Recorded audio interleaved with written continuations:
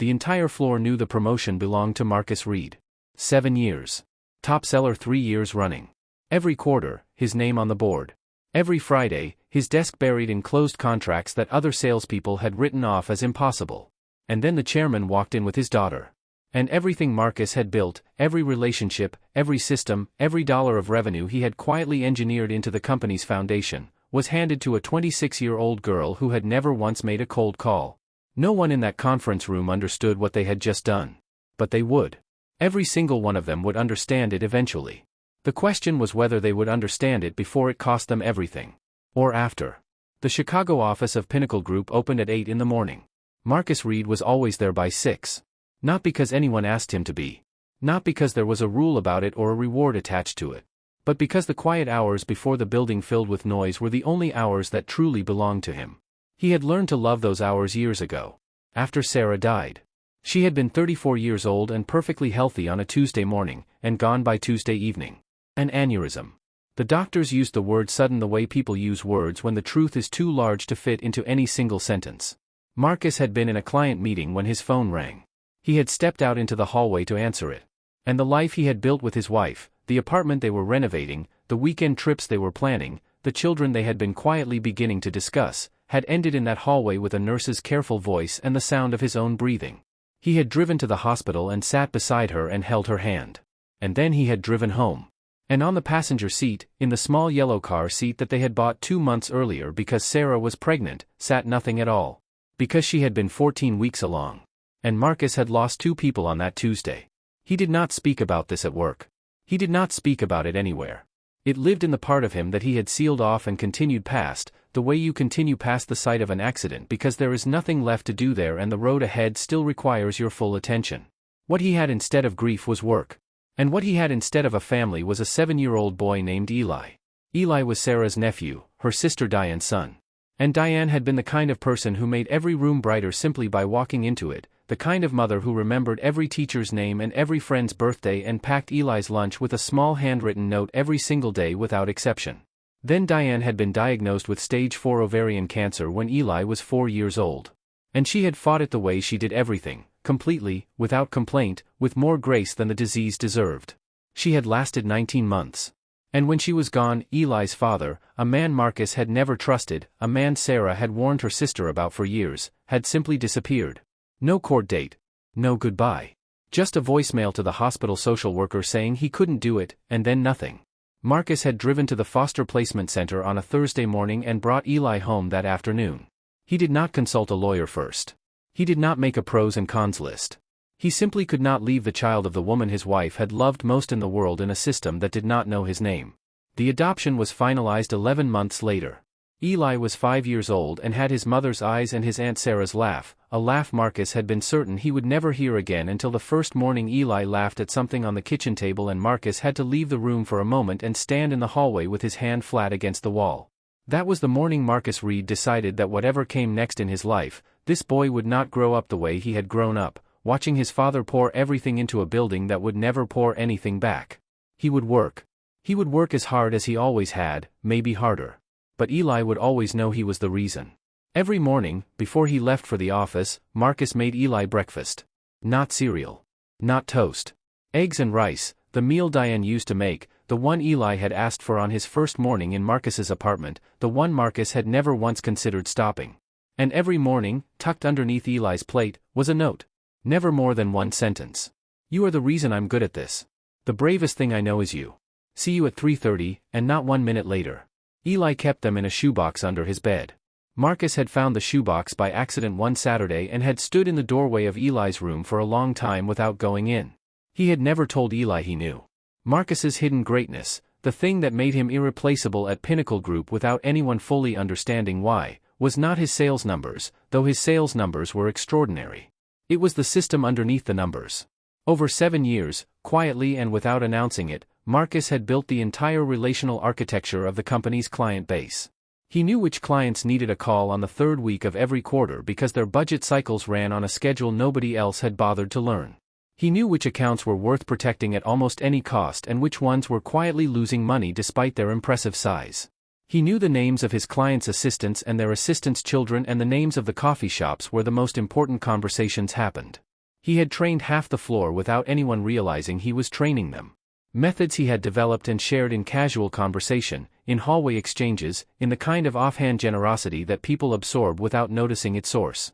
And every quarter, when the revenue figures came in and the executives congratulated themselves on their strategy, the strategy they were congratulating themselves on was the one Marcus Reed had built from the ground up, one relationship at a time, in the quiet hours before anyone else arrived. He had never asked for credit. He had assumed, the way honest people always assume, that the work itself would eventually speak clearly enough for everyone to hear. He was about to learn how wrong that assumption was. The chairman of Pinnacle Group was a man named Gerald Holt, 61 years old. Silver-haired. The kind of man who had built something real and then spent 15 years turning it into something that looked impressive in a presentation. He was not a villain. He was something more frustrating than a villain. He was a man who genuinely believed that what was good for his family was good for his company, and who had surrounded himself for so long with people who agreed with him that he had lost the ability to tell the difference between the two. His daughter, Lauren Holt, arrived at Pinnacle Group on a Monday morning in September. She was 26 years old. She had an MBA from a school whose reputation preceded her into every room. She spoke with the easy confidence of someone who had been told since childhood that the world was waiting for her contributions and had never had sufficient reason to doubt it. She was given a desk on the executive floor. She was given a title that changed depending on who described it: Director of Strategic Development in some conversations, Head of Client Innovation in others, Special Projects Lead in the emails that went to the board. She was given access to every meeting that Marcus Reed had spent 7 years earning the right to sit in.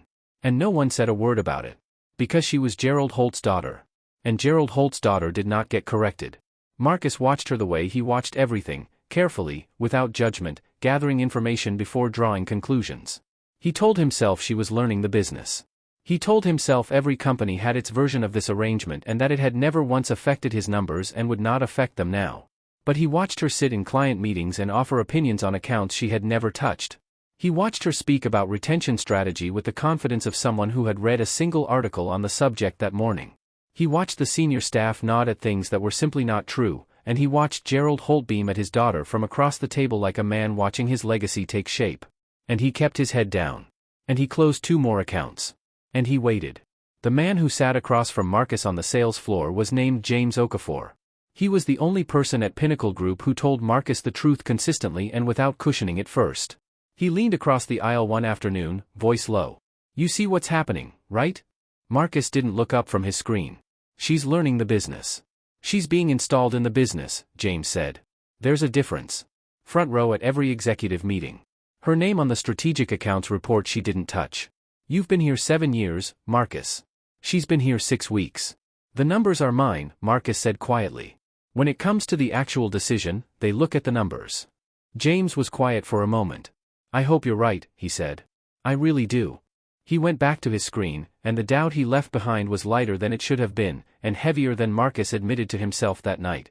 The announcement came on a Thursday afternoon. The conference room on the 14th floor. Glass walls. The city spread out below.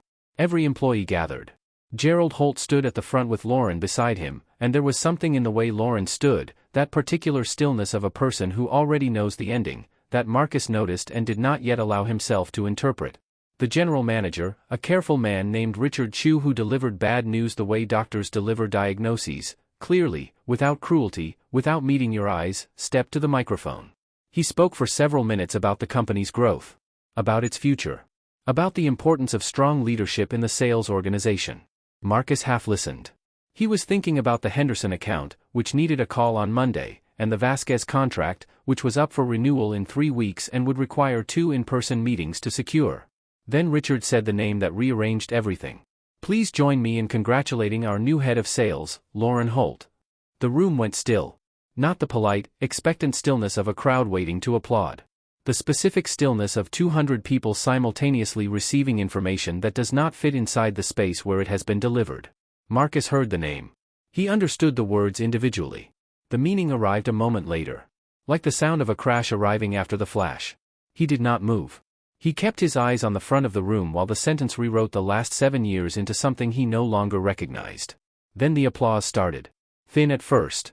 Then full. The same colleagues who had said his name in the hallway that morning, who had congratulated him, who had already begun speaking about what he would do differently from the current director, rose from their chairs and turned toward Lauren. They crossed the room to shake her hand. They offered their warmest smiles. They laughed at her first joke.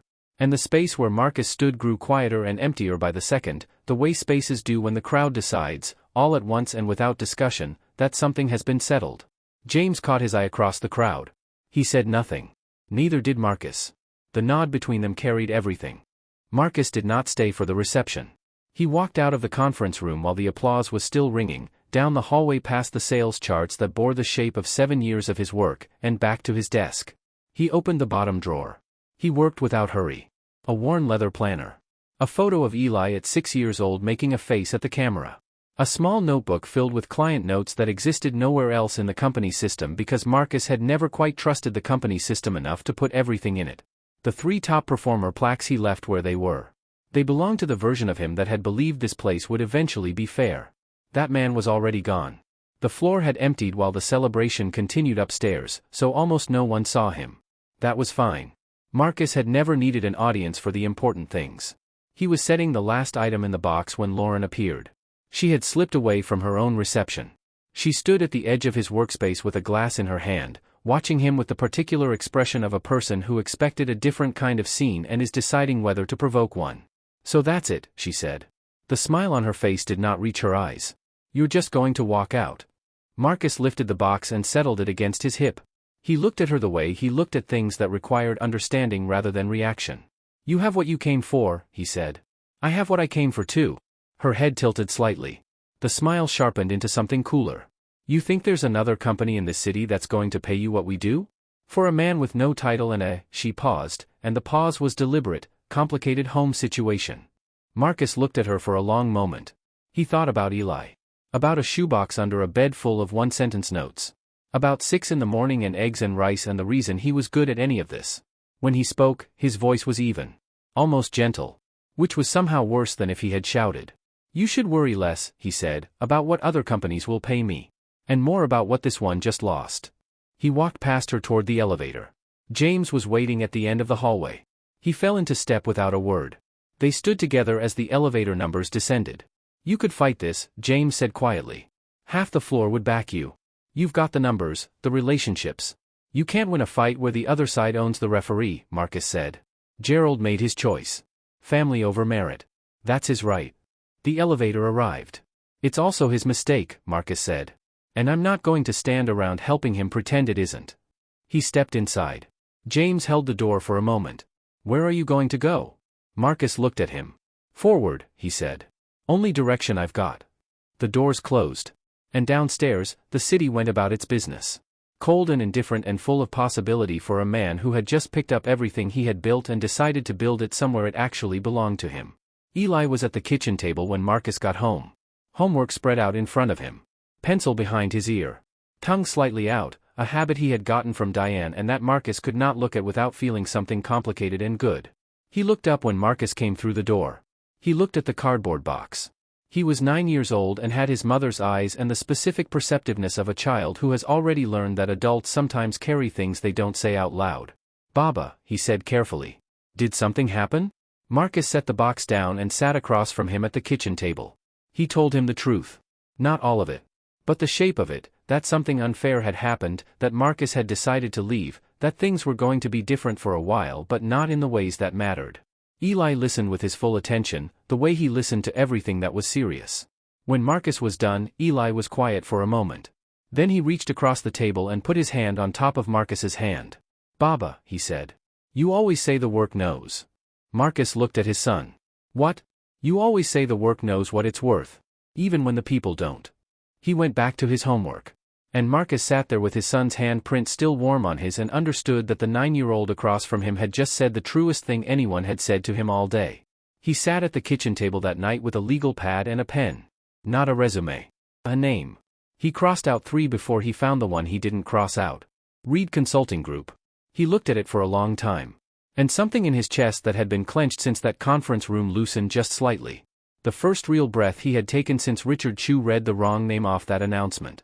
Outside, Chicago went quiet and cold. Inside, the thing that would eventually cost Pinnacle Group everything quietly began. The first year was the kind of hard that Marcus had not been fully prepared for, despite having told himself he was. He rented an office on the third floor of a building near the river. Small. One room. A second-hand desk and a chair he found on Craigslist and a window that faced the building across the alley. He bought a whiteboard and covered it with client names and follow-up dates and revenue projections that, in the earliest weeks, were more hope than mathematics. He made every call himself. He was no longer Ryan Carter of Northbridge, no, Marcus Reed of Pinnacle Group, with a glass tower behind his name and a corporation's reputation arriving in every room before he did. He was a man with an unfamiliar company name and no brand, and half his calls ending before he reached the second sentence. He drove to meetings in his own car. He wrote every proposal himself. He handled his own billing and his own contracts and his own follow-up. The work that had once been distributed across an entire floor now lived entirely on his shoulders, and the weight of it was heavier than the workload itself. It was the loneliness underneath the workload. The specific loneliness of building something that no one else can yet see. James Okafor called him every Friday. Not to share industry gossip. Just to say, "Still standing?" And Marcus would say, "Still standing." And that was enough. His first real client came through a connection he had maintained for 6 years without any expectation of return. Her name was Patricia Osei. She owned a mid-sized logistics company in the western suburbs. She had worked with Marcus once at Pinnacle Group on a project that had helped her firm avoid a significant loss. She remembered him not because of the result, though the result had been excellent, but because he was the only person she had worked with at a large firm who had told her something she didn't want to hear. When he called her, she was one of the few who stayed on the line past 30 seconds. They met at a coffee shop near her warehouse because Marcus's office was not the kind of place you invited a client you were trying to impress. He didn't try to impress her. He laid her own numbers out in front of her, numbers she hadn't looked at carefully enough, and showed her exactly where her revenue was leaking. "You're spending a premium to replace customers you never needed to lose," he told her. "The churn in your mid-tier accounts is costing you more than your entire new business spend. Fix the leak first. Then we talk about growth. And it'll cost you a fraction of what you're spending now." Patricia studied the numbers for a long time. Then she studied him. "Every consultant I've ever worked with wanted to sell me something bigger," she said. "You're the first one telling me to spend less." She looked back at the numbers. "That either means you're a fool," she said, "or the most honest person I've met in this business." She signed a modest contract. Marcus drove back to his office that evening with the paper on the seat beside him and allowed himself, for the first time in months, to believe this was going to work. Not because of the money, the amount was small. But because someone had bet on something built with his own name. And now he had to prove the bet was right. He threw himself into Patricia's business the way he had thrown himself into his best accounts at Pinnacle Group, completely, without reservation, as though her success were his own survival. Because in a real sense, it was. He restructured how her team handled existing accounts. He identified the clients worth protecting and the ones quietly costing more than they brought in. He personally made calls on her behalf, not to pitch, but to check in, to listen, to do the thing that large firms stopped doing the moment a contract was signed. Within 1 quarter, her profit margin climbed for the first time in 3 years. Patricia Osei became something more valuable than a client. She became a believer. And believers talk. She told a supplier. The supplier told a partner. The partner called Marcus on a Tuesday and asked if the man who had fixed Patricia's numbers could look at his. That was how Reed Consulting Group grew. Not through advertising Marcus couldn't afford. Through results that traveled by word of mouth, account by account, from one skeptical business owner to the next. Meanwhile, across the city, Pinnacle Group was beginning to come apart in ways that looked, from the outside, like market conditions. Lauren Holt had reorganized the sales floor around a single metric: new logos. She wanted the client list to grow. She wanted names on the board. She wanted charts that pointed upward at the kind of angle that impressed people in board meetings. And for 2 quarters, the charts obliged. New accounts came in. The numbers looked strong. Gerald Holt beamed at his daughter's presentations and the board congratulated themselves on the succession plan. What no one was measuring, because Lauren did not know to measure it and no one below her had the standing to insist, was what was leaving through the back door. The strategic accounts. The long-term clients. The relationships Marcus had spent 7 years building into something that looked, from the outside, like simply a very good client list. These clients had stayed with Pinnacle Group because of Marcus. Not because of the brand. Not because of the pricing. Because of the specific experience of being handled by someone who knew their business better than their own teams did. Who called when there was a problem before they had to call and report one. Who treated them not as targets but as partners. When Marcus left, those clients were redistributed across the floor. The new salespeople were good. Some of them were very good. But none of them were Marcus. And the difference, invisible at first, perceptible within a quarter, undeniable within a year, was the difference between a relationship and a transaction. The strategic clients did not cancel immediately. They waited. They waited while service slipped slightly. They waited while follow-up calls became less frequent. They waited while the people assigned to their accounts changed twice in a year and each new person had to be reintroduced to information Marcus had carried in his head for years. And then, one by one, quietly, they stopped waiting. James Okafor called Marcus on a Wednesday evening. Henderson terminated, he said. Henderson was a 7-year account. One of the 5 largest in the company's portfolio. Marcus was quiet for a moment. Who handled the renewal meeting, he asked. Someone Lauren brought in from her father's other company, James said. He spent the meeting talking about market penetration strategy. Henderson's VP of operations told me later he felt like he was being pitched by someone who'd never once read their contract. Marcus said nothing. It's starting, Marcus, James said. It's really starting. I know, Marcus said. He did not feel satisfaction. He felt something sadder than that. The loss of things that had taken years to build and would now dissolve over months because the people responsible for protecting them did not understand what they were protecting. How many this quarter? He asked. Henderson is the 4th, James said. And there are 3 more wobbling. Marcus sat with that for a moment. James, he said. Update your resume. A pause. Yeah, James said. I think you're right. Then came the call that nearly ended everything for Reed Consulting Group. Thomas Whitfield ran the largest account Marcus had ever signed. A manufacturing firm with locations in 4 states. A contract that represented 30% of Reed Consulting's annual revenue. Marcus had spent 4 months winning his trust. He had restructured Thomas's entire client retention operation. The results had been immediate and significant. Thomas had said to Marcus's face, at a dinner to celebrate the first quarter's numbers, that he was the best business decision he'd made in 3 years. The call came on a Tuesday morning. Thomas's voice carried the specific discomfort of a man about to do something he wasn't proud of. Marcus, he said. I'm going to be straight with you because you've earned that. Marcus set down his coffee. Pinnacle Group came to me with an offer, Thomas said. The pricing isn't close. My board is asking questions. I can't justify paying a premium for an independent firm when a company this size is offering me a number like that. Marcus gripped the edge of his desk. Thomas, he said quietly. You know what happens after the discount expires. They win you with a number and then they forget you exist. I've watched them do this to companies exactly like yours. I know, Thomas said. I know you're right. But I can't sell my board on, I know you're right, when they're staring at a spreadsheet. A pause. I'm sorry, Marcus. You've been exceptional. If this were my decision alone, we wouldn't be having this conversation. The line went quiet. And Marcus sat in his office for a long time without moving. He calculated. 30% of his annual revenue. Gone. Behind it, rent. Payroll for the 3 people he had carefully hired over the past year. The credit line he had been building toward. This was not just a bad quarter. This was a crisis. He did not tell Eli that night. He made eggs and rice and listened to Eli talk about school, about a science project involving bridges and the specific injustice of having been grouped with a partner who contributed nothing, and Marcus laughed in the right places and asked the right questions and ate the last serving because Eli had left it for him, the way Eli always left him the last serving without ever saying why. After Eli was asleep, Marcus sat at the kitchen table. He opened a notebook and wrote numbers. The numbers were not good. He stared at them for a long time. Then he picked up his phone and called the one person who would tell him the truth without dressing it up first.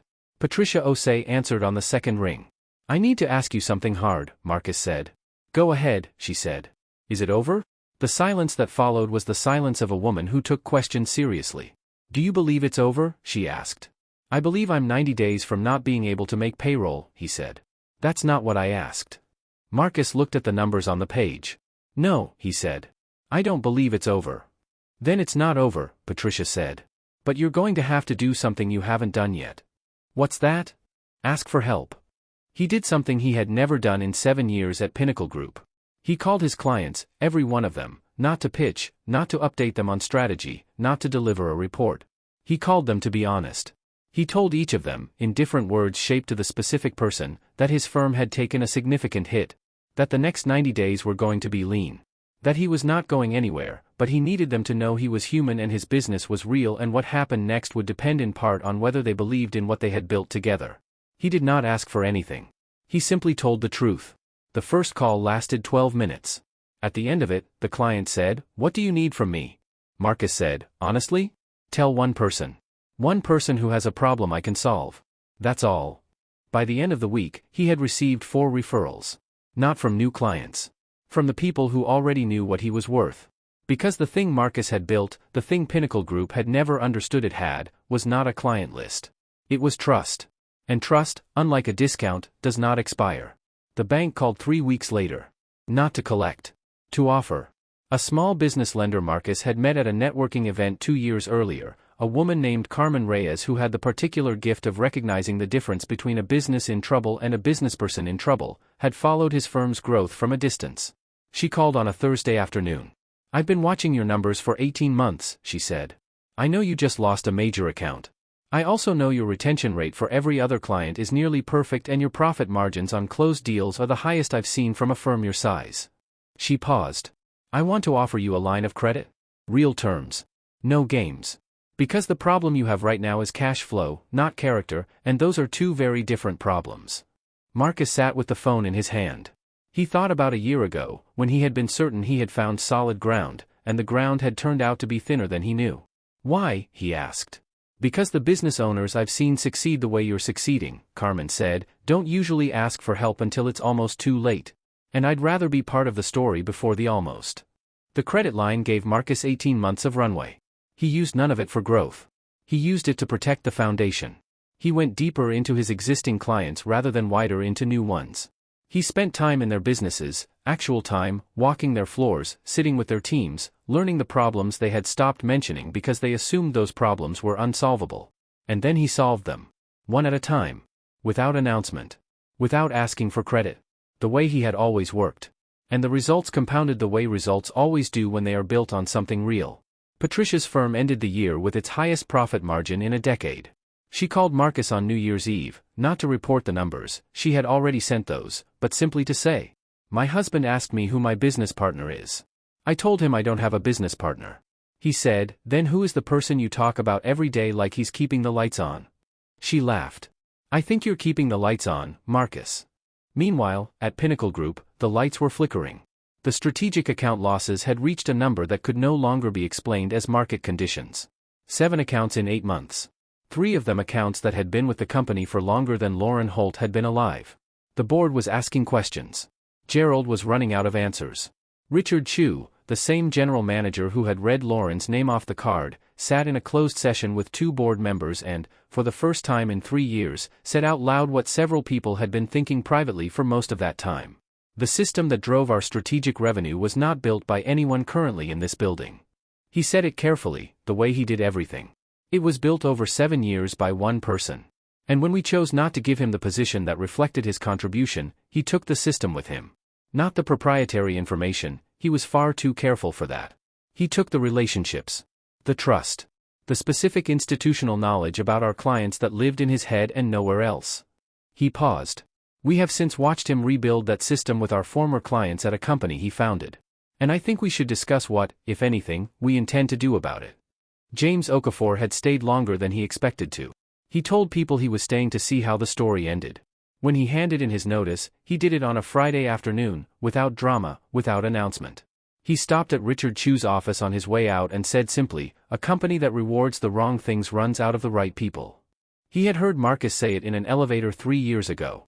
He had been waiting for the moment it belonged in a sentence. Then he drove across the city to the building near the river and rode the elevator to the 3rd floor and knocked on the door of Reed Consulting Group. Marcus opened it. "Tell me you have room," James said. Marcus stepped back and opened the door wider. "Come in," he said. "We've been waiting." By the end of the 3rd year, the 2 companies had traded places in every way that mattered. Reed Consulting Group had outgrown the office near the river. Marcus moved the firm into a proper space, bright, open, with a team of 11 people he had chosen carefully for the same quality he had always valued most, the willingness to tell a client the truth, even when it cost the sale. The firm's name was spoken in the city's business community not as a curiosity but as a reference.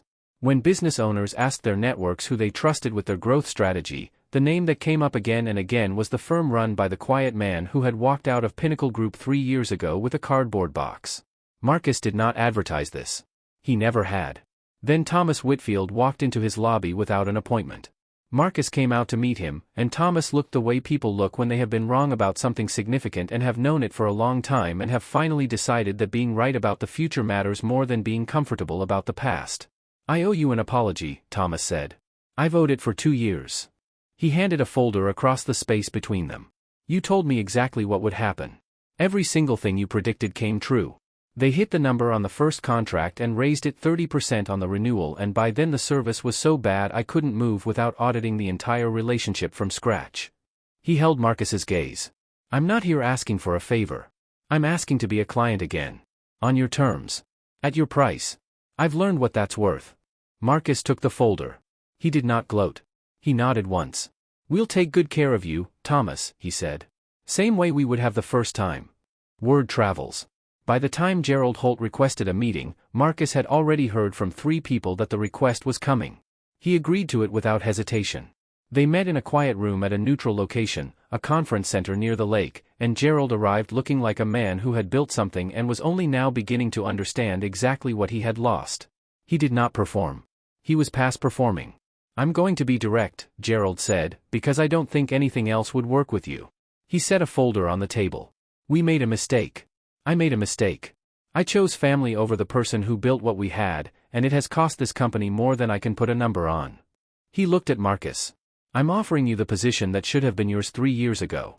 Full authority over the entire sales organization.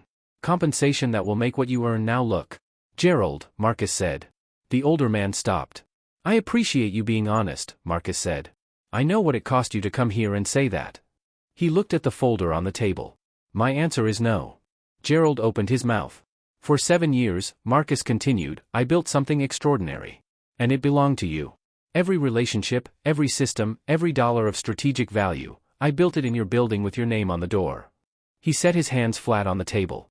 "And when it came time to decide whose future it was, you chose someone whose only qualification was her last name." He said it without heat. Without cruelty. "I'm not interested in building another man's dream anymore. Not at any price. I have my own. The one you accidentally gave me permission to start when you promoted Lauren." Gerald was quiet for a long moment. "What about Lauren?" Marcus asked. "What happened to her?" The older man's jaw worked. "She left 6 months ago. After the 3rd consecutive quarter of losses. The board," he stopped. "It wasn't fair to her either. She was put in a position she hadn't earned, and when it collapsed, everyone acted as though she should have known better. She's doing well now. She found her way into marketing strategy. Something she was actually prepared for." Marcus absorbed that without satisfaction. "I hope she's happy," he said, and meant it. He stood. Gerald stood. Marcus extended his hand. "The account is settled," Marcus said simply. "Take care of yourself." He walked Gerald Holt to the door. And watched the elevator take him away. And stood in the hallway for a moment, feeling nothing that resembled triumph and everything that resembled clarity. That evening he drove to Eli's school to pick him up. Eli was 12 now. Taller than Marcus had expected him to be. Still had his mother's eyes. Still left the last serving on the dinner plate without mentioning it. He got into the car and looked at Marcus's face with the specific perceptiveness that had never left him. "You had a big day," he said. "How do you know?" "You always drive slower when something big happened." Marcus looked at him. "Gerald Holt came to see me today," Marcus said. "He offered me my old job back. My old title. More money than I make now." Eli was quiet. "What did you say?" "I said no." Eli looked out the window for a moment. "Because of us?" he asked. "Reed Consulting?" "Because of us," Marcus said. Eli nodded slowly.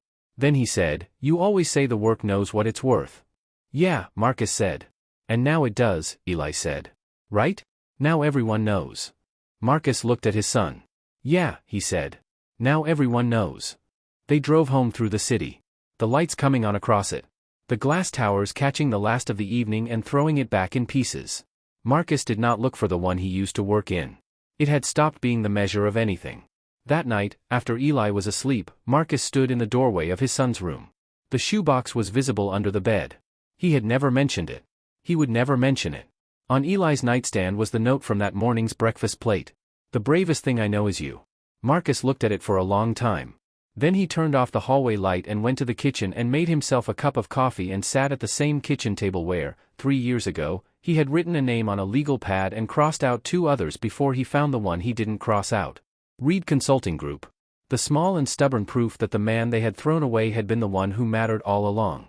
He sat with his coffee in the quiet of his own house, in the silence that was no longer the silence of a man running from grief, but the silence of a man who had built something real and knew it and had someone asleep in the next room who needed him to keep building it. Outside, Chicago breathed its cold winter breath against the windows. Inside, the lights were warm. There are companies that mistake a title for the person who earned it. They hand the promotion to the wrong name and watch the right name walk out the door. And for a while, sometimes a long while, the charts still point upward and the board still nods and everyone is careful to say the right things about strategy and growth. But what they are really doing is burning what someone else built. And eventually the fuel runs out. And what remains is an empty office that used to contain the most important person in the building. A person they lost for the simplest reason possible. Because they looked at a name and a bloodline and called it the same thing as 7 years of proof. It is never the same thing. It was never the same thing. And Marcus Reed, who drove his son to school every morning and made eggs and rice and left one-sentence notes under a breakfast plate and sat in a one-room office above a river for a year believing that the work knew its own worth, had proven it. Not by going back. By going forward. The only direction he had.